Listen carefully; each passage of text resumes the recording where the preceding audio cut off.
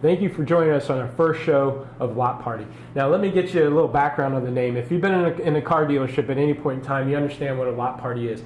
You know, when we all gather up and go on that lot and start moving cars around, either we're moving the trucks to the back and the cars in the front, or we got a big incentive on a particular make and model and we're putting those in the front, or we're moving cars that are getting stale and not getting traction, put them into the hot spot of the lot, or maybe we're even, in this time of year, other than the warmness, there's a lot of snow. Maybe we got to clean up the lot and move things around. So if you've been on a physical lot at a dealership, if you've been a salesman or porter, you know what a lot party is. And let's get everybody together and stir up that lot. And what we want to take this show, though, is on that virtual lot. I want to talk about the virtual lot where most people are shopping anyways. I want to talk about how we can stir up that virtual lot. We're going to move that inventory around to start getting better exposure on it, new and used. Or maybe we just have an aging problem like snow and we just got to clean up an issue.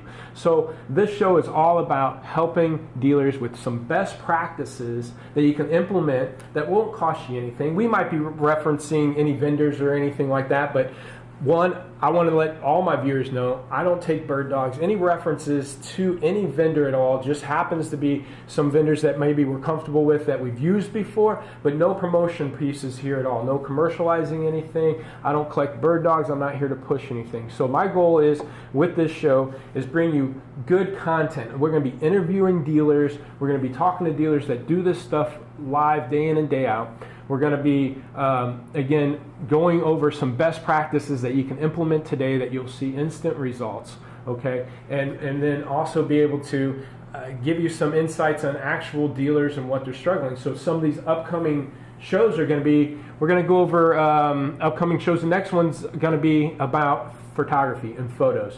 Indoor versus outdoor. We're actually going to send a crew member out live to a dealership that has a studio. We're going to give some tips on how to do better pictures. We're going to give you some examples of bad pictures indoor and outdoor, and shaded areas and sunny areas, and what we can do better with it. We're also going to do a show with dealers in small markets. They have different struggles than dealers in large markets. Go over, if you happen to be a small dealer, it's going to be a great episode. We're also going to go and have an episode about a highline dealer that's trying to do velocity. There's a big difference in some domestic stores doing velocity versus a highline store when you got big added cost and certification and things like that.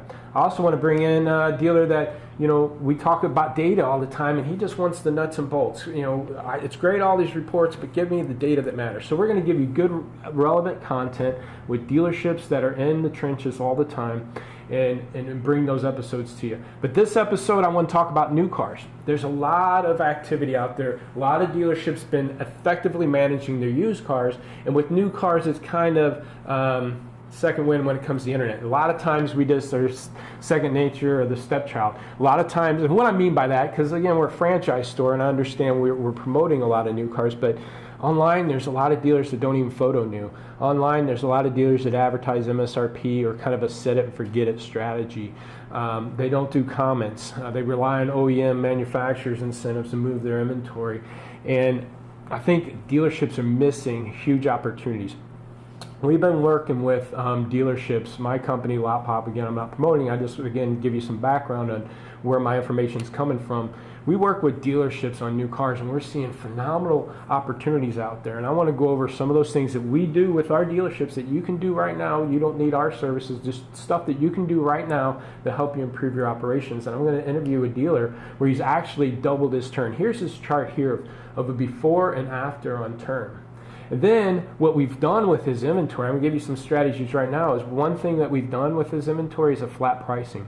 We've gotten off of a set it and forget it strategy on new. Here's what I mean by that. You have a back-end tool, maybe you have dealer.com, maybe you have a Viato or another inventory management tool where you can say, give me pricing life cycles, and I want to take all my Ford F-150 XLT four-wheel drives and price them 200 over invoice minus rebates. And you set up those strategies, and the system will automatically push that data out and price those cars for you. And that's why I mean a set it, forget it. And yeah, you probably go in there and make adjustments. Let's get more aggressive on this make and model, or let's do this on that. But ultimately, it's kind of a set it and forget it, or you just do MSRP out there. And with that, though, going back to flat pricing, here's where you're missing opportunities. Let's say the invoice on a Toyota Camry is $21,287. and you have $1,000, so you're going to advertise an invoice minus the $1,000 rebate. Well, it then takes that car and puts it out there at $21,000 or $20,287. Now I have a car at $20,287. I suggest, again, if you want to get more aggressive with that car, but try to get that to a flat price of $20,000. If you can drop that just a couple $100, you're going to get tons more exposure. You're going to be able to pick up people that are looking online, like AutoTrader and Cars.com, that says, hey, I want a 20 grand car. They might think they can only afford a used car, but now here all of a sudden is a brand new car that they can afford. And if they max out their budget at 20 grand and we're at 20,002, we're missing those searches. So I'm going to give you some snapshots here. One, here's how some of these major sites do pricing buckets. Here's an AutoTrader example. AutoTrader will do $1,000 buckets all the way to 20 grand, and then they do $2,000 increments up to 30 grand. So 22, 24, 26, 28, and 30. Once it hits 30, it goes 30, 35, 40, 45. I've seen new cars out there priced at $40,017 because of the set it and forget it. For that $17, you're going to miss anybody that searches for a truck SUV up to 40 grand. Again, round those prices down. Cars.com, they do $1,000 increments all the way up to 30 grand, and then they do the 5 grand increments. Car Gurus does the same thing as AutoTrader, starts a little early, but they start doing those 2 grand increments too. So if you actually, in your own website, you might have 10 grand increments or 5 grand increments, 5 to 10, 10 to 15. Look at your website, look at these AutoTrader, Cars.com, understand where pricing buckets and strategies can maximize exposure. So for an example, I know AutoTrader and Car Gurus have a 24 grand bucket.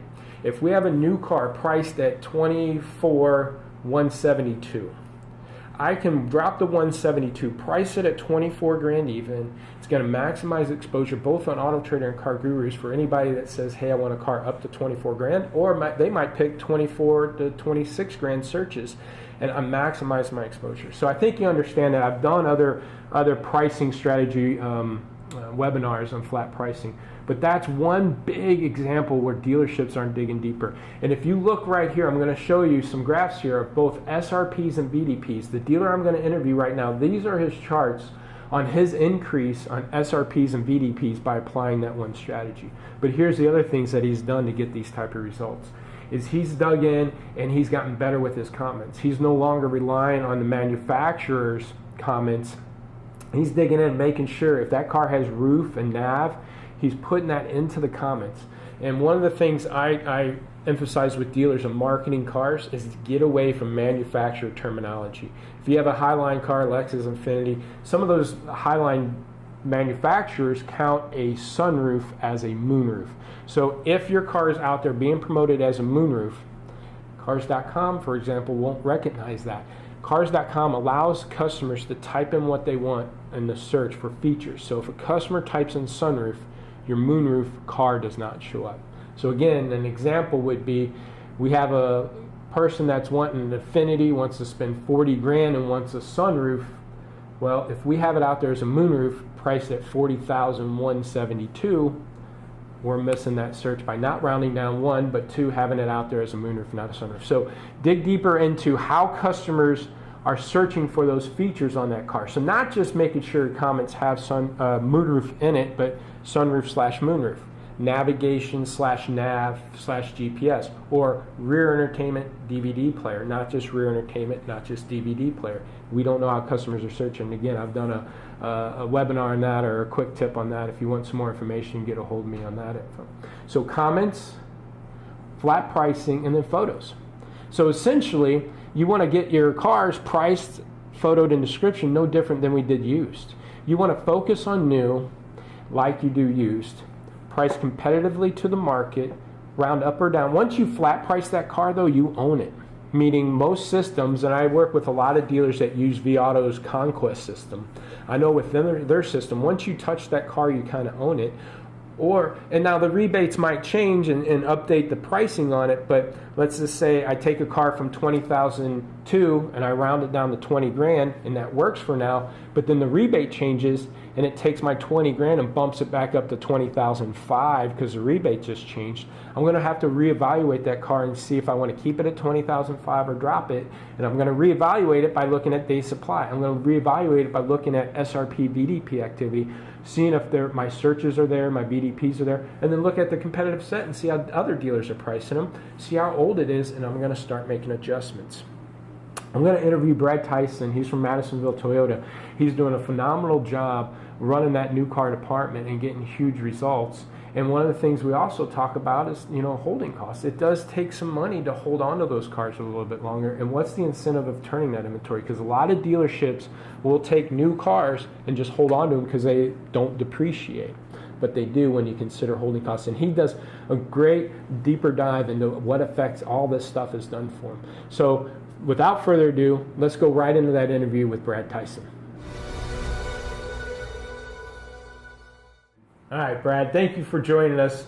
This is the first edition of Lot Party Show. Again, the design of Lot Party is no different than our physical lot. We have a Lot Party on our physical lot to move the inventory around, even to stir things up on our physical lot to help cars get sold. Or maybe we're out there cleaning up a mess. You might not have to worry about snow, but a lot of guys have to do a Lot Party and move inventory around to clean up a mess. So this show is designed to give dealerships some best practice on the virtual lot, stir that inventory up to hopefully market our cars better, or maybe even clean up a mess like aging. And what I want to do on this show is go over new car strategies, because there's a lot of talk out there about new cars, and there's a lot of products and software out there that can help you price your cars more effectively, maybe in the back end set some pricing strategies out where the system can take pricing like invoice minus rebate, or 200 under or 200 over, and push those pricing out. But I went over a little bit before our interview here, Brad, about some of the things that dealerships can do to get some improvements, and these are things that you're already doing, Brad. And I wanted to, one, have an interview with a dealer actually applying these type of techniques. Two, how it's affected new cars. But first, Brad, I'd like for you to kind of maybe go over how many, what size is your dealership? How many new and used cars do you currently carry right now in your inventory? Well, we're selling about 2,000 new and used a month. We run about 1-to-1. As we've discussed in the past, I've found it more and more important to make sure that your descriptions are right on and using searchable words that Cars.com or AutoTrader may have the customer search by in their search engines. Also found it more importantly for photos on new cars, which was something that I had to go through, measure, monitor, and make sure it was a worthwhile investment. Okay. So we also looked at pricing strategies. You mentioned invoice, under invoice, looking at market day supply and looking at like mine, and really taking some of the things that we learned from Provision and applying those strategies to new cars. So just to make it clear now, you happen to use vAuto, which is a software product. Well, vAuto's Conquest tool, which actually provide information like you're saying, like mine day supply or similar vehicles, how fast are those moving in the market. They provide pricing, what percentage MSRP, and things like that, correct? Correct, and it also gives you a competitive set up to 20 dealers that you want to measure yourself against, and it's very important in my market because our population is only 26,000 people. And if you're selling 100 new cars a month per se, or even 80, it's more and more important for me to pull from the larger markets. In my area, it's Bowling Green or Evansville, Indiana, which is, every bit of 45 minutes, 50 minutes away from me. So even though I don't have that much direct competition, it's still quite a task in order to make our virtual inventory look larger than life. And really reach out to those customers with making sure that we're doing everything we can when they're doing their Google searches, or they're searching for us, for cars on AutoTrader, that we look different than the norm. Okay. So again, now you have how many new, how many used, and then how many total do you sell a month on new and used? Are you talking about volume or what we stock? Well, currently, what do you stock, new and used? How many new do you have in stock? New, I'll carry somewhere around 180 cars. That's both Toyota, Chrysler, Dodge, Jeep, Ram. Okay, and then used? All the franchises. And then used, I'll keep anywhere between 100 to 120 if you want to count wholesale. All right. And then how many do you sell on new and then used? We have Retail. 850 new sold for the year, and just looking it up right here on used, we have 978 so thus far for the year. All right, excellent. So that's a great job. And then again, some of the strategies that you're talking about, what you're talking about pulling some people. What is your current market? You said 20-something thousand in your market, and you're able to pull for some other markets? Yeah, and whenever you look at population around here, we're measured by county. So we have 26,000 in our county. Our median income is around $42,000 per household. Okay. So we have to pull from larger markets. Our average credit score is somewhere in the 670s. And like I said, we have to pull from markets that have a little bit better median income, and also markets that can allow us to sell this amount of cars. Now, when I talk to smaller dealers, helping them with new cars and used cars, that's some of the struggles that they mention is, it's hard for me to pull from those markets. And one of the things I mentioned to them, and I want you to tell me if it rings true for you, is my goal isn't so much pulling them in as much as I don't want my customers shopping them and driving to them to buy the car. I don't want to miss my own customers. So I still got to compete, because like I said, well, I can't compete with those guys, or I don't want to because they're too aggressive. But my point to them is, yeah, you might not be able to pull that customer half an hour to drive to you when they can get as good or maybe a little bit more better deal locally. I just don't want my current customers to be going out to them. Has that kind of been a little bit of your strategy, and have you been able to do both? Yeah, I have been able to do both. And, we still have that small town culture to where people, they go shopping in larger markets. When you have a lot more people, me coming from a larger market in Nashville, Tennessee, we tend to run through more people than what we had to. So, being in a smaller market, applying the small dealership mentality, a lot of customers like to come here. Even though we may not have the volumes of inventory, that's definitely one of the strategies. And one of the ways that I analyze that is just Google Analytics and using DOM 360. Where customers are coming in, am I taking care of my current population, and am I pulling away from other markets? Okay. Now, I talked a little bit about you, and you brought it up, approaching new a little differently. And one of the things I bring up is, start treating it like used. And, one of the biggest change, I would like to kind of know, what some of the biggest and maybe even smallest changes that you've done that made the biggest impact on new. I think, and I mentioned it a little bit before our segment here, is treating new like used, doing pricing reviews, we'll talk a little bit about flat pricing, doing attacking cars, because of their underperformance with SRP or VDP, or attacking them because the competitive set is so huge. And again, we're using that data that we see out of the system like vAuto.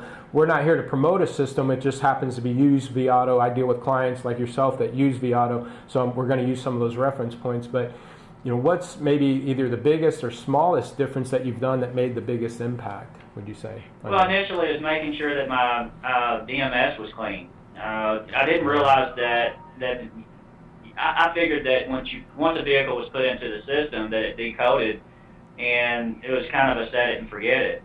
Well, what I realized is that our DMS was all messed up. So once we got that cleaned up, the first biggest step was making sure that my descriptions were unique, and then making sure that they made sense. Because if you just go into provision as people mostly work in, and you just push generate, and you really take time and you read the description, they're terrible, Yeah. And then, you turn around and you look at flat-based pricing, how you can actually search on cars, and how you can search on Auto Trader, and trying to make the best decision, maximizing the amount of profit that you can, but still maximize the search results. And then the third thing that we did was photos. Photos really shot up our SRP and VDP, and those three things alone take a lot of time. Oh, yeah. And we want to treat our used cars like on hard, a lot of dealers have hard turns and this and that, and I've heard it all my whole career where a new car doesn't necessarily depreciate. Well, that's untrue. So what you have to do is, on the new car side, is treat every new car differently. Color, equipment, model, all of those things come into play whenever you're pricing a car. Yeah. If you don't have the right color car and it's got a high like mine day supply, then you gotta come out of the gate pretty strong with it. But if you got a car that's kind of rare within the market, then you can come out pretty light with it with the most amount of profit margin. And I think that's so true, because a lot of new car shoppers do educate themselves pretty well with packagings and things like that. So they might know that, hey, I like a black one with a sunroof, but with that I might have to get a premium package or a limited package. And if you don't have that one in your DMS, sometimes that doesn't filter into your website, a back end, or whatever inventory tool you use, or your vAuto, to have that pushed out. So you got to manually touch those cars, put those type of features in, so when they do that search, you're able to get those out there. So yeah, DMS feed's got to be right. Then once the data is in the system, push it out to get the comments right, because some sites like autotradercars.com, they're going to look at that description, and then of course the photos definitely help. Now we talked about flat pricing, and again, that's putting at 20 grand, and not hiding anything. Me and you work together. One of the things that we work together with on dealers and yourself is that holding cost. Yeah, new cars don't depreciate it, but there's that holding cost between floor plan and all your expenses. Dealers can run 20, 30, 40, 50 bucks a day on holding cost. So if you hold on to that car for more than, I did 60 days at 25 bucks, cost the dealer $1,500 in holding costs. But with that, what does the manufacturer, the OEMs, what helps or hurts have they done? I know we'll talk a little bit here in a minute about Toyota switching to not allowing dealerships to advertise on their invoice going to 2016. But before we get into that, how is the OEMs and manufacturers help with bonus monies and allocations and stuff of turning that inventory? It's not just the depreciation and holding costs, but you also get some added push from the manufacturers. You turn it fast. How's that helped or hurt you with the both? Well, what I've noticed is, whenever we very first started this about 7 months ago, I never really looked at new car turns as seriously as I did on the used car side. So my average turns back then was around 5 or 6, and it hovers around 12 or 13 now.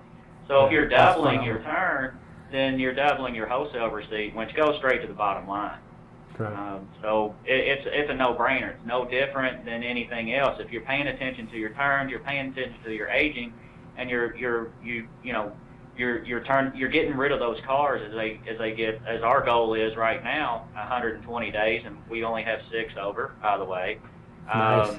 over 90 actually, and I think when we first started talking about this, we were trying to say, I said, Jason, the first goal is to be 120, the second goal is going to be 90 cars. So yeah, we're starting now to talk about, cars reaching the time, basically the time to go, and at the end of their shelf life, and paying attention to that has increased our wholesale receipts, and it makes my owner really happy. Nice. Now you have Chrysler franchise, which Chrysler, Dodge, Jeep, Ram. You also have Toyota. Now Chrysler, Dodge, Jeep, Ram, you still have the flexibility of pricing strategies of where you want. And again, we talk about flat pricing, so it's going to get a little bit tricky as Toyota flips over, and there's Honda dealers, and I think Acura does the same thing, where they regulate what the dealerships can advertise the cars for. Toyota's going to switch to can't advertise under invoice. So flat pricing becomes a little trickier, because as the rebates come in, as our invoices, let's say 21.2, and we get $1,000 rebate, it's going to put it online at 21.2 or 20,002 after that $1,000 rebate. We can't round it down to 20 grand to maximize that exposure. So there is going to be some, I guess, tricks going into next year with that. There could be some holdbacks, but do you think of anything else, with that type of, holdback or type of strategy for dealers that might have to be doing that kind of thing? I believe that we still approach it, but go ahead, I'm sorry. No, I think if we're having the discussion about flat base and getting as close as possible to reach that, to get the maximum reach with a customer the way that they search, we're in the same playing boat as anybody else. So if they can only do 20,002, we can only do 20,002. So it doesn't matter if we can hit the 20 bucket. We might change our strategy and go to the cars.com or go to the Auto Trader and increase it to 21. We're going to do the best we can, but I have to believe that a lot of dealers out there are not having this conversation. They're either they're used to blanket pricing, and they're going to have to change their strategy totally. I really feel like, especially on the Toyota and well, even the Chrysler side, that they're not paying attention to their descriptions. They're not paying attention to photos. For the most part, I'm not saying all of them are, but I can tell you in my market, they're not. They're blanket pricing folks, or they're MSRP.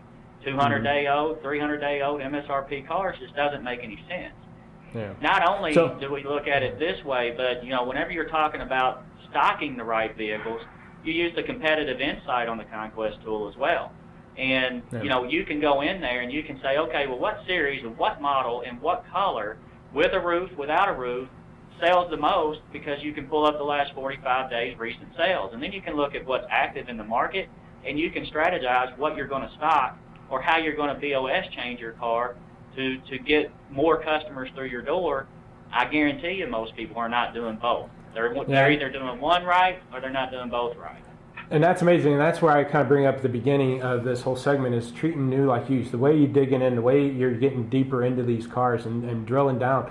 Again, I think a lot of dealerships understand it the way they do on used. I know there's a lot of dealerships who still need to get better on used. But you got to take the same concept to new as you do used. Now, what kind of commitment, I only got a couple questions left and we'll wrap up here, but what kind of commitment does it take? I mean, obviously you mentioned some of the things you do, but everything's just changed in this industry, and if you're not adapting to this change in new cars, I think you're going to suffer, like you're saying, but it is a commitment, and tell me about that. It's a culture change, one. Your desk management has to understand what you're doing. They have to understand turn rates on new. They have to understand that when they get that dealer trade call, how do they use the tool to be able to get the right unit back? V Auto wants to sell the Conquest tool as a set it and forget it, and that's a bad sell. It's not true. As far as the commitment, it's an everyday commitment. Sometimes it's 10 minutes, and sometimes it's an hour and a half for one individual to go in, touch each and every car, look at it like you would a used car from day one, checking photos, checking descriptions, checking your pricing, checking, is this a 400-day, like mine day supply car, and then pricing it right out of the gate as strongly as you can within that market and your competitive set. So yeah, strong commitment from one person for sure. And not to go any deeper, but I know, us on the back end digging through a lot of that stuff with you, I know physically on that lot it's a lot more work, and you guys do a great job at that. So kind of wrap it up, if there's one tip that you can give dealers out there as far as approaching that inventory, between flat price and photo description, we could do them all, but if that's one thing that you would give them, what would that one tip be? Have a dedicated individual that's going to look at it on a daily basis and commit to a process. Tweak that process with people that are going behind, such as you, doing that internet lot walk, making sure your virtual inventory looks just as good as your lot as far as merchandising, and just having that buy-in and commitment from your management staff. From there, it's pretty easy. Information is all over the place, but for some reason, a lot of us just don't use it. Yeah, and I appreciate that, because that's one of the things I talk about a lot. It's that process management. I mean, process. I know dealerships processes come and go. It's just a matter of they stick around when you have somebody managing and monitoring it. And as long as you can create some kind of process, like you're talking about, photos, descriptions, get them online, but just make sure you manage and monitor it, and that's what you're able to do, and that's where you're able to get that success. Absolutely. All right, and I appreciate your time. Again, thanks for being on the first show. I think this is a great topic. Again, it's out there. Not a lot of people are talking about it, and you're doing a phenomenal job, and I appreciate you sharing some of your insight and wisdom on the great job you're doing. Thank you, Jason. Thanks, Brad. Talk to you later. All right, man. Bye. That was a great interview with Brad, and I hope you enjoyed this first show. I hope you got some good content from it. Join us next week, where we're going to have somebody on site at a dealership taking photos in the studio. We'll give you some good photo tips. See you next week, next Thursday at 2:30 Eastern. Thanks.